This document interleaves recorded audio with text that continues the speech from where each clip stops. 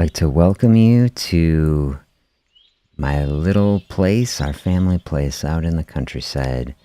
And these are the goats that I got just a couple weeks ago. We're going to hang out, lose weight with goats, and relax today. It's Friday. Happy Friday. I hope you're doing well. I've got on the stream, if you listen, I think it's pretty quiet. I don't think it's overwhelming, but I mixed in some of the sounds of the countryside. You'll hear some gentle breeze, some birds. The gentle space for us to center the mind and the body in this day for a bit. Spend some time, decompress. I'm going to share some thoughts with you, just some reflections that I put together on life and health and a fasting space. And I'd love to take your questions. I'd love to hear your thoughts. How are you doing today? Wherever you are, whatever you are facing in this day, whatever you have faced, if you are here on the replay, maybe you're watching this later and you're trying to decompress a bit. I say, nice to be with you. Good place to be. Fasting space. A good place to be. That's my perspective on fasting in general. The gentle, thoughtful space that we can bring into the body. I like to say, let fasting do the work.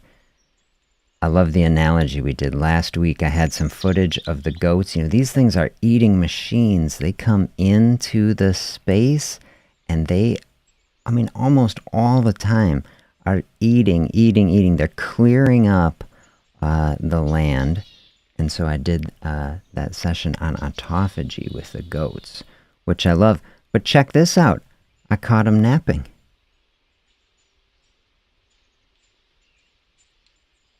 Middle of the day, they're just chilling out, sitting, sunning themselves. So I say even goats take a break, right? These relentless creatures that are chewing up thorny things, giving us this beautiful analogy of clearing out things that don't serve us. And look, they're taking a break. They're just enjoying the beautiful day. And so the analogy today that I say with the goats, even a goat can take a break. Okay, how much more can we take a break from whatever we're facing? We're going to take the pressure off. If you're grabbing a coffee or a tea, you are thinking that sounds pretty good. Think about what is happening still in the body. Body is still running. This is what is beautiful about a fasting space. Nothing to do. Just a place to be. So we can think I'm thinking a little bit about this paradox. I call it a digital paradox, where we're online. We're out in the country, we're going to this place out in the country. We're trying to use a digital space to digital detox. If you see what I'm saying, to me, that's kind of a paradox, but I think it is a good way to go. To me, this is like the best use of technology. In an age that is overstimulated so much, doing, consume, in a cycle. It's like, can we slow down a bit? Use these digital tools to help us connect with nature, even in the mind, through it. Slow down a little bit, so.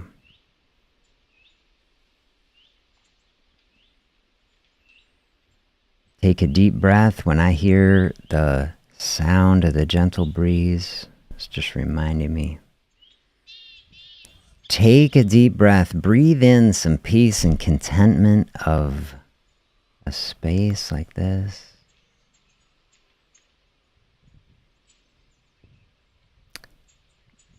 Just look at the goats, right? Like, Do you see how content they are? Think about the life of a goat. Like how simple, right?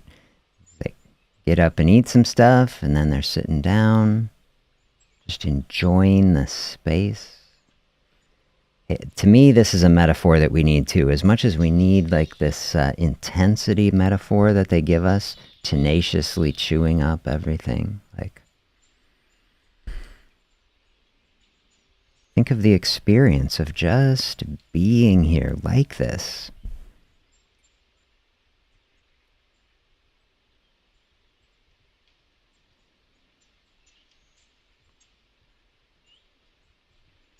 Finding a space of peace and contentment.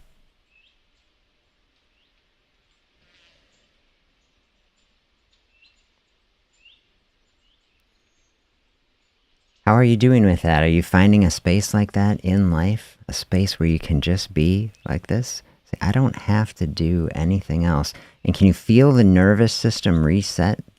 Do you get in a space like that? I did a session back in the winter that I'm thinking of where I hiked out in a frozen lake up north. And a beautiful snowfall is happening. What did I call that one? But I say I try to be a person who practice what I preach. I'm working on building a meditation practice. My experience getting out there, one of the most beautiful places, completely peaceful, quiet space, beautiful snowfall through the pine trees on a frozen lake. It was hard to sit there for 10 minutes. I say the first 10 minutes, I was recording it on my phone, so I could use it in our session. And I was like, oh, maybe there's still an internet connection. Like, oh, I want to check something, I was like, maybe I should just hike, I was like, shouldn't I be out, go somewhere? And so then I was thinking about that space, like taking a walk is so good, but even a walk can be distracting. Like, could we just sit in that space? And the first 10 minutes of sitting there, I found pretty unpleasant, to be honest. I was like, but man, after 10 minutes, settled in, and then I stayed for like 80 minutes. And then I didn't want to leave. Have you had an experience like that? Like here's the one thing they do. It's because I came out we let the dog out. My dog came running down.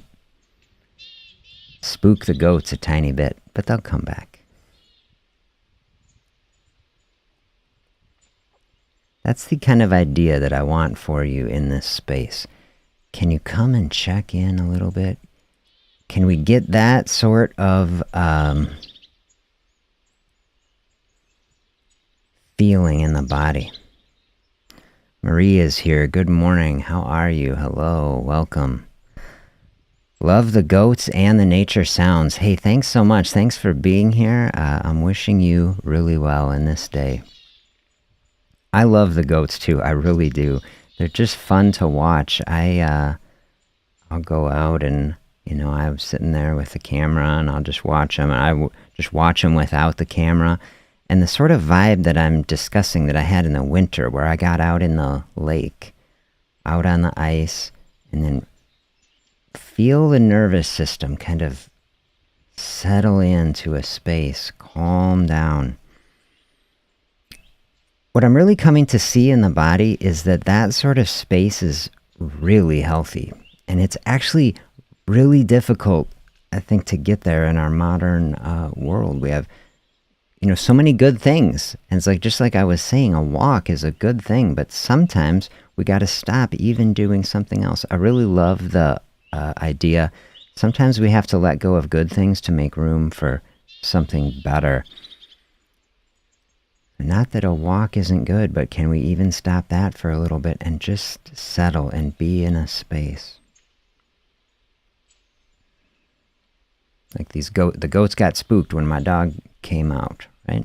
But then they'll come and settle down. How many things spook in the nervous system? Thoughts and notifications on the phone and all these things. And you say, we can split out our mind and body like they're somehow different. And we think, my physical health, it doesn't matter. if I have a settled mind or if I'm distracted, I'm not really distracted. We don't really, I think, appreciate the impact that all this stuff has. And here, like we said, the paradox, we're on the media now trying to center our mind on these things, so it's a balance. But we try to use these things in the most thoughtful way, tune into some things that are helping us to center our thinking, and then maybe we get off these things. I know, okay, I'm connecting here first thing in the morning, but then I'm going to take some space to totally disconnect too. And so, here, to me, listening to the sounds of nature is helping me to kind of get in a thoughtful place, but I think it's really healthy to do that. And I think it flows from the mental space when we do that, when we feel that nervous system relax. That's really flowing into the physical body.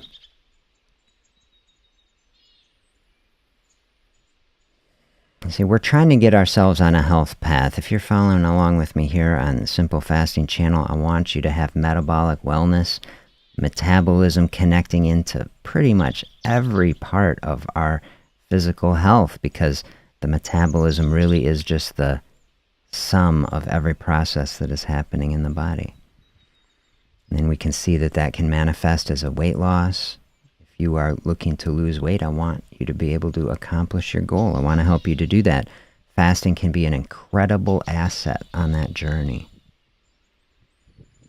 especially when it is approached in a really thoughtful and gentle way that to me is openness and kindness to the body.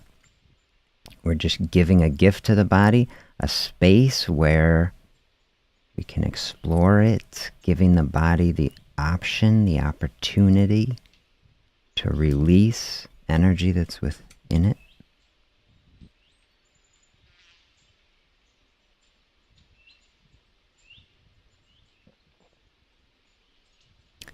When we're approaching it from that point of view, to me that is the other way to come at it. We come from the mental space, trying to create spaces to bring calmness and settledness to our experience. We come from the physical side, open space to release energy. Now we're getting into this deep center where we say we're connecting with our emotions, help to process things, don't keep things bottled up, releasing so many things. This is how we get that parasympathetic flow coming, right? It's the opposite of fight or flight.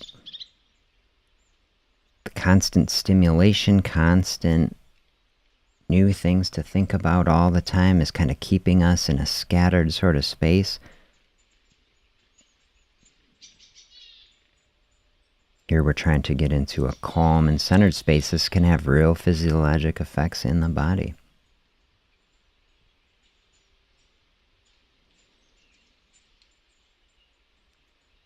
Help to stop this constant cortisol cycle, right? The constant cortisol. Remember the session we did on inflammation. Cortisol has a normal cycle to it in the body. It's supposed to come and go overnight. It helps with repairing the tissues of the body from the previous day, getting ready for the next day. But cortisol, also released under stress, has properties of elevating blood sugar, giving us energy, releasing things, is coordinating things, but that is not supposed to be happening all the time. And when that cortisol is always elevated, that can drive inflammation, and it can drive weight gain, and it can drive all kinds of other things. So the real physiology, when we take a deep breath, when we listen to nature, when we give space,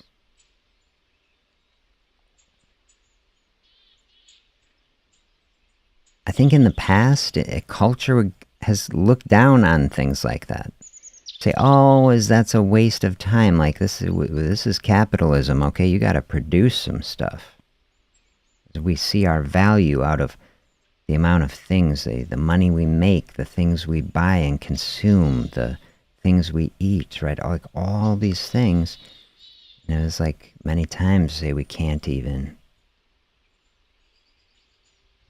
find a space like that. Realize actually the great value in it. We were having a conversation yesterday with someone about cost versus value. Some things have very little cost but immense value. Some things very pricey but value low. What kind of price would you put on a calm and centered mind? Especially when you realize that a calm and centered mind is bringing true health into the body, helping us to walk along our path. How do you put a price on that?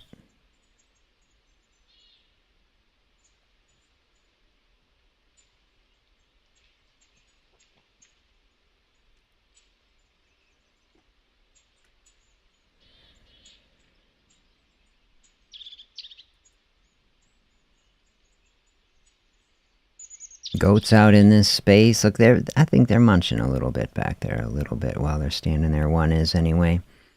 They come back and they'll chill out.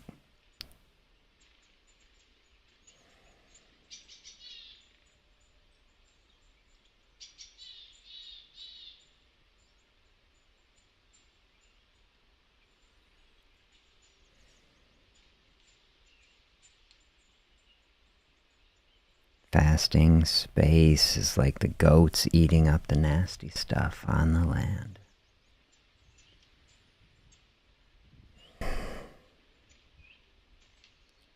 I love the connection, the autophagy space we talked about last week, physically in the body, like the nasty buckthorn tree that the goat's going to eat up. You can look at that physically in the body, like you want to chew up some fat cell, right? Get the energy out. And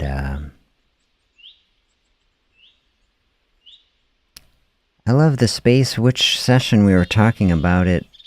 Was it even the same one? About emotional autophagy. Here in a space, we're just creating a space where we can just hang out a little bit. While we're sitting here, right? The body keeps running.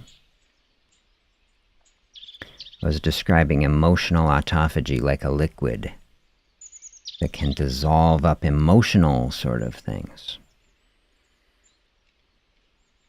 So in this space, we're just sitting here, we're spending some time, body is running, chewing through some energy. Say, let fasting do the work. You don't have to be in the gym, the body keeps running. It's great to go to the gym, but here's a space. Heart is beating, diaphragm is contracting, so we're breathing in and out, and we're awake, and the brain is always running. All these things are using energy, so if we're on a weight loss path here, we say, just an engine keeps running. I made a mini little fasting nugget, I say, yesterday about the metabolism as an engine that is always running. Here in this space, doing nothing, engines running.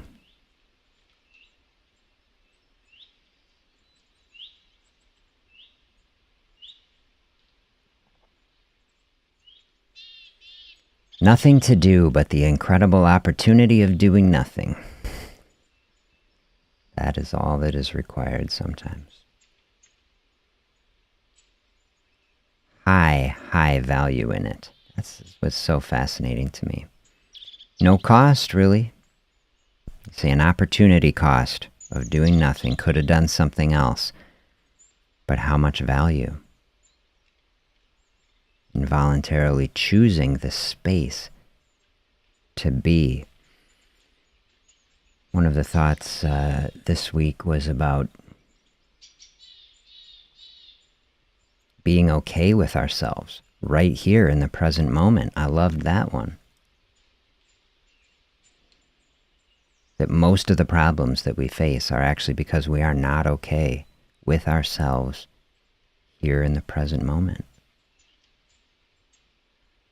How do you become okay with yourself? If you say, oh, I'm not, okay? How do you become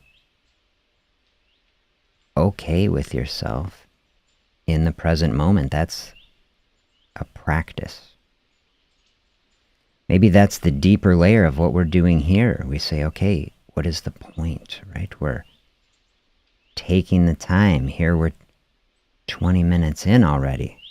Like, this has been the experience for me again. First 10 minutes, it's like, oh, get into a space, gotta settle in, and now all of a sudden, well, another 10 minutes goes, and then it's like you don't even think about it, right? Because start to settle the mind. This is the practice.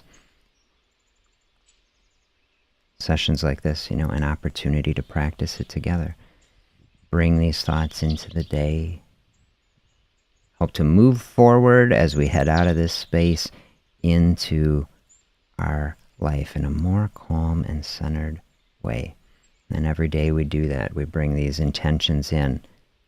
We make it a part of us. There's another thought from the week. Make fasting a part of ourselves.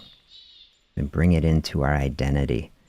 We're not in conflict with it. It's like a partner. It's a friend. It's a skill that we have integrated into our being.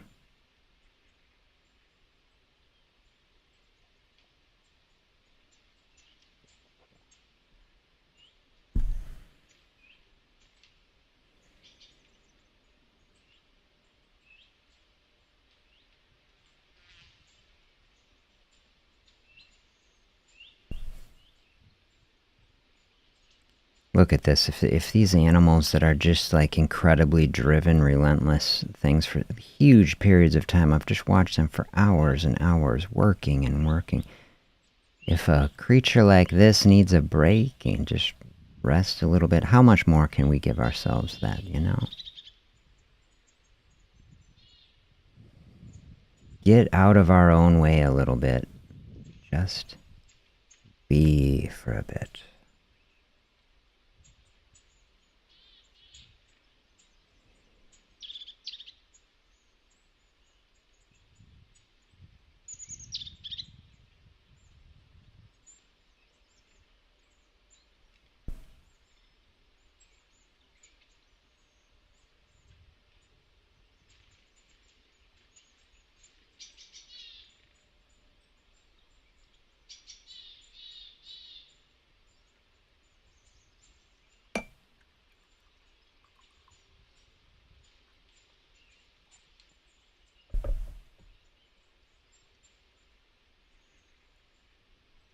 Do you ever feel guilty for not doing something? I was reflecting on that the other day. We can feel so much pressure. Sometimes I've felt that way. Oh, I should be doing something. I should get this done. I should be doing these things. Of course, there's a balance to these things, but so many times in our life, we can have that dial crank so tight to the other side. It's the hustle culture. The constantly needing to do. Give yourself permission to just experience some being.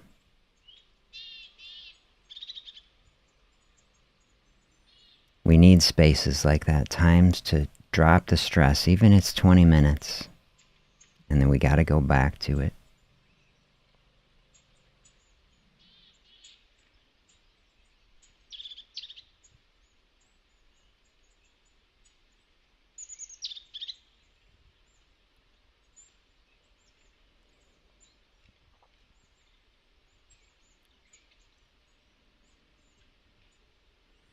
I've done some different breathing practices for us, different sessions leading on a box breathing. Another type of practice that sometimes is even more gentle, less to do, is just an awareness of the breath.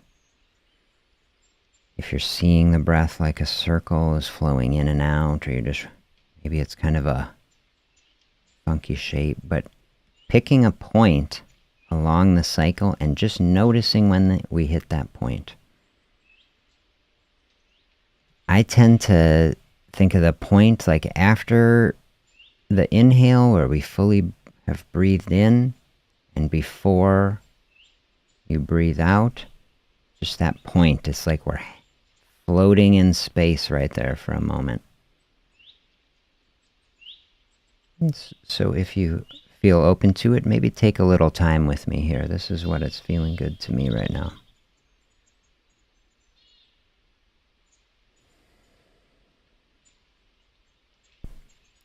Close your eyes if that's comfortable for you. Listen to the sound of nature. Listen to the sound of your own breathing as it gently flows in and out.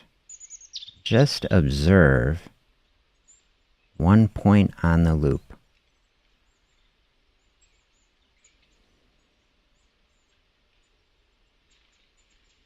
There it is again. You can observe how it comes and goes. You don't have to do anything. It's just happening in the body.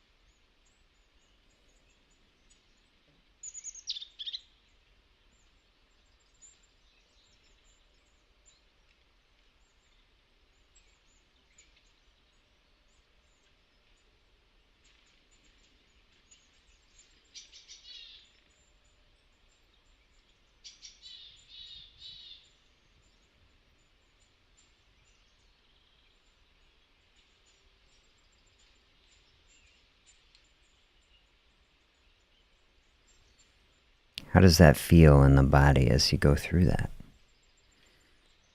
To me, it helps me to find a much more calm and centered space. Pat is here. Happy Goat Day. Absolutely. How are you? Wonderful to have you here. I hope you are doing so well. Spending some time here. If you're just jumping into the stream with me now, we've been spending some time out in the country, observing the goats. For the long period of time, I have this loop. It's like 15 minutes. And somewhere in the loop, my dog comes out and spooks the goats. So you see the goats run off in the woods a little bit while my dog is running around.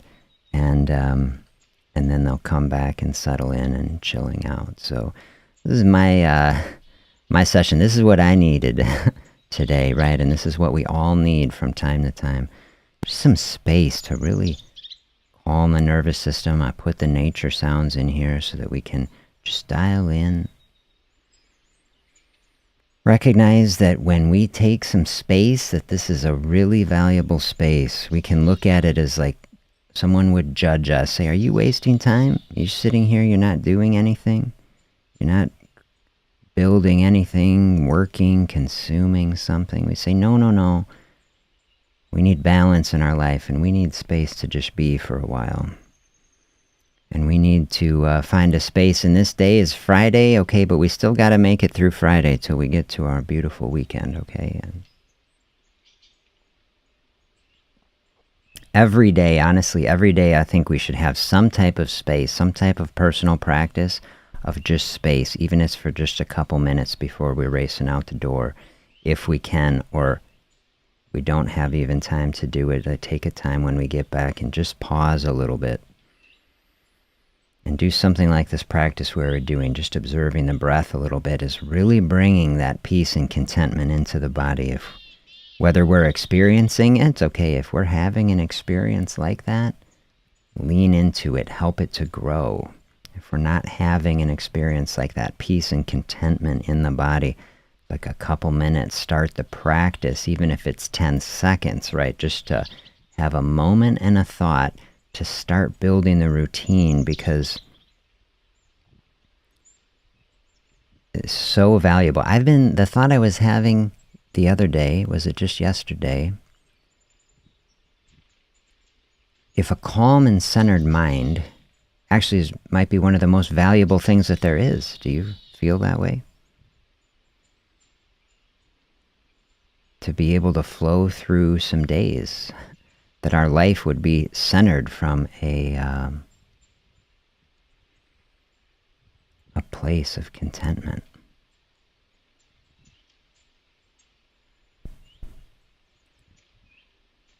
Hey, this is a fun thought. Maybe I have thought about it a tiny bit. The way that I was thinking about this has just been my personal experience to try to bring you some footage of the goats when I've had them. Goats aren't on a remote control, and it's actually rare. I have lots of footage where I start filming goats and they just walk away. And so to get a loop where they kind of stay on the frame a little bit is kind of a trick. And so what would it be like, a goat cam channel? I don't know. Are there such things? I'd have to look. But I love the thought and I love the thinking. I'll certainly bring more in here. I think many analogies, both the one last week about the autophagy and the cleaning out of stuff, and here where they're kind of just chilling out and telling us if a goat can relax, can't we just relax and be for a little bit? You know, I love both these analogies that we've gotten from it so far. And I think a little bit about it. We have to get the right kind of camera that could sit out in a rain and a thing. I'm bringing my nice camera that I run this out there. Won't be leaving that one out there.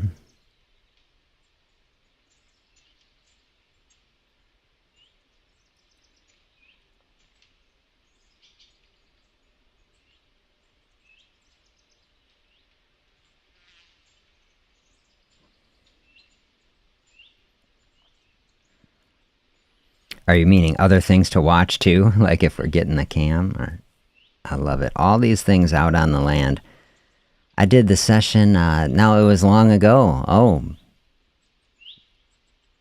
Pat and I collaborated on this video in the fall where I was sitting out in the countryside. I sat out there for like multiple hours on a time lapse in the field. What did I call that one? Making it through the weight loss week. I sat there and then for, I don't know, 20 minutes, and the eagle was just circling around me while I was sitting out there on the countryside. Loved that.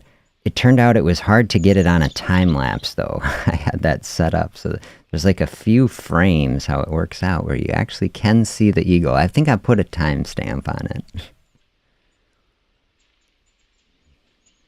I loved making that. That was an experience, like to throw the camera on and try to, as best I could, sit in one place for like 2.5 hours straight. When we talk about getting in a mental space of contentment in the body, here we're doing it for just a tiny bit in our space, and not so intense. But that experience was really beautiful for me as I get back into it. One of the biggest thoughts I was having, because it was a struggle, I will tell you, it was a struggle for me. I'm like trying to sit there in a space. I'm practicing all of my beautiful things I'm trying to do. I've never done anything like that. Try to sit perfectly still on a camera, you know, to create an effect for people for the video. Very difficult for me to do. I'm like, I've got to move. I've got to do something, like. And that's really dialing into this space. Are we okay with ourselves right here in this present moment? And, you know, you start cranking that up to some longer space and is pushing the limits, and you realize I'm not quite okay still. The beautiful thought that came to me in that space, go watch it if you are inspired to do it. But the thought that came to me was just looking at the trees in that space and thinking about the life, you know, of a tree. And I was like, okay, the tree is here, can't go anywhere else. His whole life it is sitting here, okay, for decades. And I'm thinking of its roots growing into the ground, being just grounded in this place, deeply connected to the land. And presumably, I don't know that it is conscious, that it has an experience, but I was like, it's got to be pretty content here. That's what I'm thinking. I was like, if the tree can be here for decades, can I be here for 2.5 hours? Like, I can do it. And I found strength from that, even from just the tree. I read a fascinating book. If you're up for a light and inspiring reading, you might check out this book, The Lighteaters. I believe the subtitle is something like how the new understanding of plant intelligence gives us a new perspective of life on Earth. It's something better than that, but that's the paraphrase. But I read that book last summer, and it was about plant consciousness, which seems so far out until you read the book, and it's like, oh, you start to realize all these experiments they've done about ways that plants make decisions. And that is fascinating. They go through all these experiments and all the senses that they have that we don't appreciate. One fascinating experiment, they grow corn in these giant bins, and then they create water that flows underground, and in some tanks it's one way, in some tanks it's the other, and the roots will grow to the water even when it's not there. And so they're trying to figure out, are they hearing it? They're feeling the vibration, but they have an ability to sense and decide and to create purposeful action toward things. And when you start to think about what is consciousness, some things I like to think about. If plants can sense things and make decisions and take purposeful action, like, isn't that pretty fascinating? Maybe I hadn't read that book when I was sitting out in the field, but some of those thoughts, even were coming to me just in that moment. It's like to be really grounded in a space with a living thing that is very content. This is what I'm thinking of, with the goats, when I'm sitting out there with them, even when I'm just sitting here with them right now, These are very peaceful creatures, right? Don't we want to be like that? Content in a space, totally rooted and grounded. I like the animal videos in the background while I do other things, an alternative to music. Hey, I'm glad to hear that. I like that. I've been thinking really about leaning into that, Sometimes I personally like, some of the ambient tracks, but then sometimes I like nothing, and sometimes just the sound of nature is its own type of music. In that book, Lighteaters, let me know if you end up reading this. So I should make us a series on this and insights that we can get from this book, because it was so inspiring to me, just so interesting. I read a lot of heavy stuff, like a lot of deep emotional stuff, and so to read something that was so literally light, it's about light. But just a lightness to the writing style and so many interesting things. Really was a joy. But it was talking about plant communication and how plants communicate with each other, but not with words. Like, we look at a plant and we say, well, it can't be intelligent because it doesn't speak and all these things. But the book was showing that they communicate with chemicals. They put chemicals through the air that travels to other trees, and incredible knowledge is transmitted between growing things. How incredible is it about communicating? And then they communicate through the roots, and they can send nutrients. A tree that has more nutrients can send it through the roots, and then through mycelial networks, fungal networks, connecting the roots, they'll transfer nutrients to other plants, transfer water, sharing resources. It's totally amazing. Communication happening.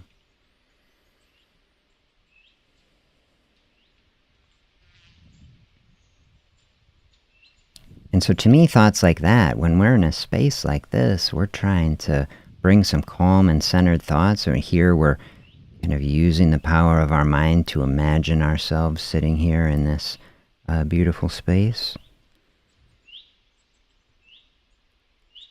And we recognize that we are a part of this. Like, it's not just that we go to nature. We don't go out in the country and just go to nature. We are nature, right? And nature is here with us right now in these constructed spaces. And when we step outside, we are stepping into our home, actually. You know, our home is this world. And to look at the tree and see the roots and the grounding, okay, that's its being. I mean, we have our own place here, just so we're not a tree, but we're like that. Our grounding is being here and present in the world and doing things that take care of people and the environment and things. And to me, this is a way that we can find deep meaning and purpose in our day, to realize, like, just the fact that we are here and we are present in these spaces has meaning. Like, this is us, this experience, we're part of it.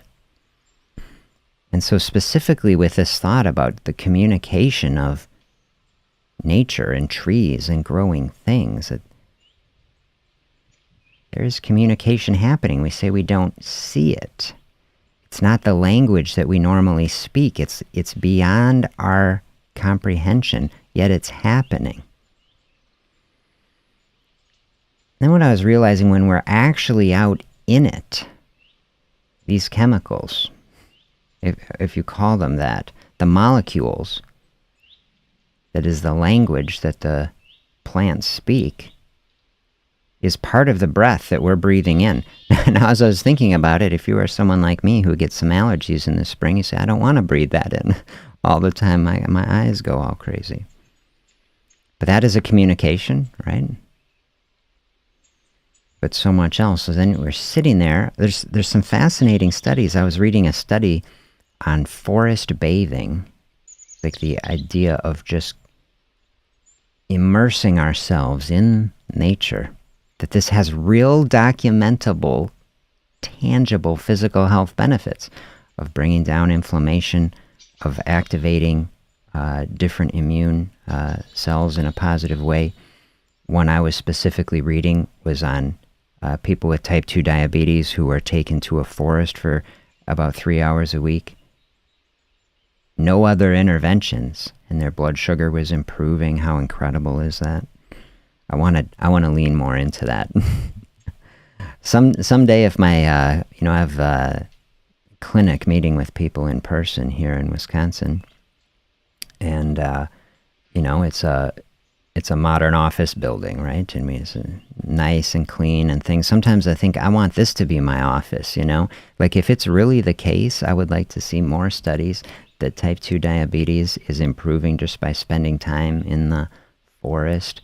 Like, shouldn't I be doing my meetings with people about type 2 diabetes in the forest so it can be like ultra therapeutic and better? I really love this thought. In some really silly vision that I was having, I set up a desk and everything out in the woods, and we make it like an office, but outside. It'd have to be waterproof, right? Or do we need some kind of roof? I don't know. We just meet in the house when it rains.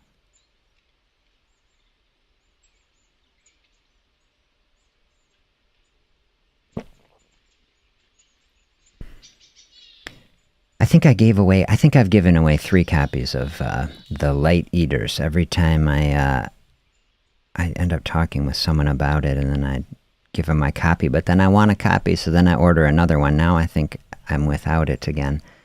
And maybe I'll order another copy and do another little read through it and share some more of that thinking with our spaces. And then we can bring, like you're saying, some more videos of outside as we really dive into some very interesting things about nature. They found, a researcher in that found a plant in South America that, a vine, but it can crawl along the ground to a new tree, and then it will crawl up that tree. And I was like, that is pretty interesting. When all these things where you think that's a pretty conscious activity to crawl to a tree and then climb up it.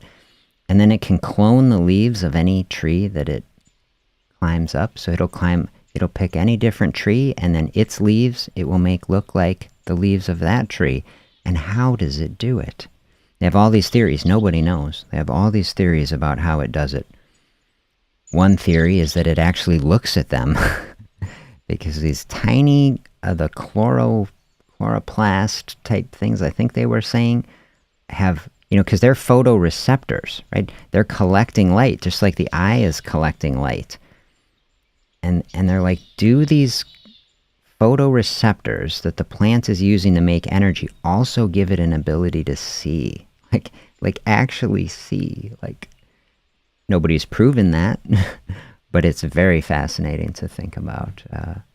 And that it's actually like taking little pictures and then trying to copy it. Now, other people think that that's crazy, and they say that actually as it climbs up the tree, it has little hooks that it hooks in, that it actually digs into the tree.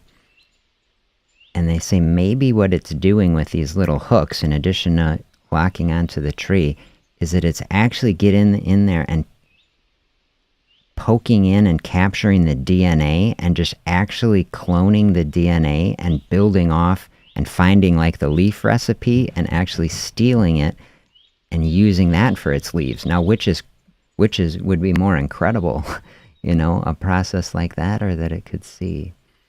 I don't know. Things like this are inspiring to me when I sit out in nature and just realize just the incredible complexity, and that there's so much that we don't know and understand.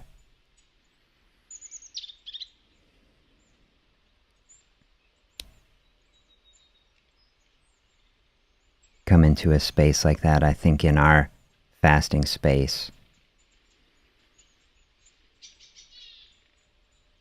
you don't have to know very much. This is what I like about fasting. You don't have to know about all the proteins, all the complex structures, all the things running.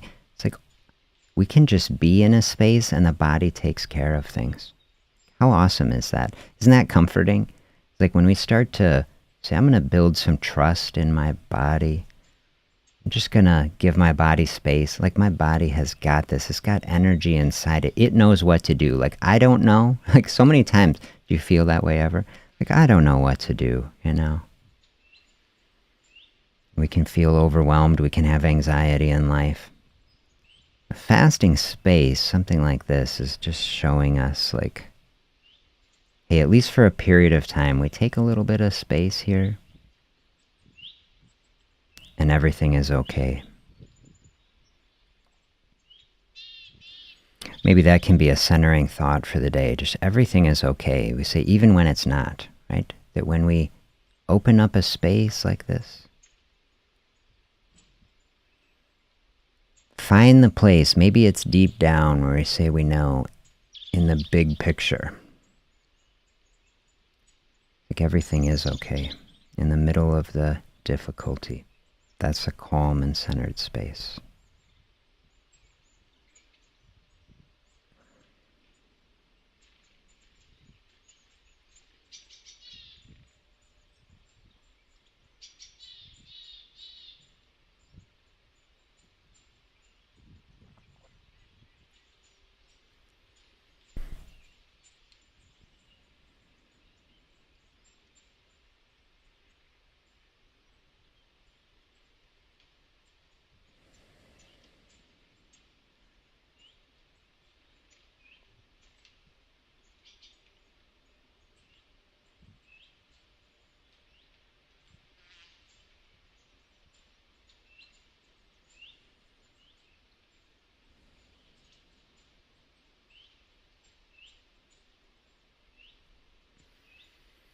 Really appreciate sharing this time with you. I hope you have a beautiful day.